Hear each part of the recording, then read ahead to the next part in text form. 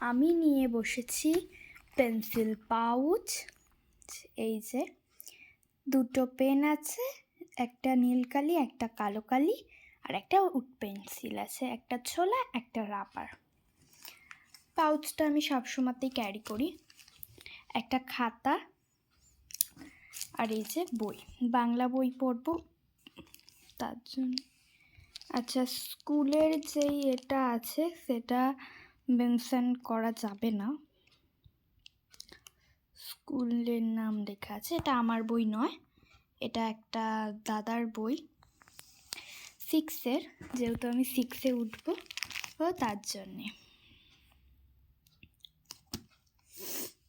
আমাদের যেহেতু এখনো স্কুল খোলেনি এবং বই দেয়নি, তাই আমি পুরনো বই নিয়ে পড়াশোনা করছি। আর একটা জলের বোতল।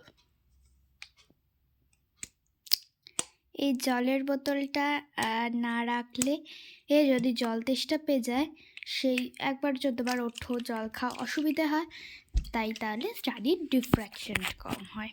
যদি একটা জলের বোতল তোমরা সঙ্গে করেই নিয়ে বসো। এই দেখো, একটা জলের বোতল নিয়ে বসেছি।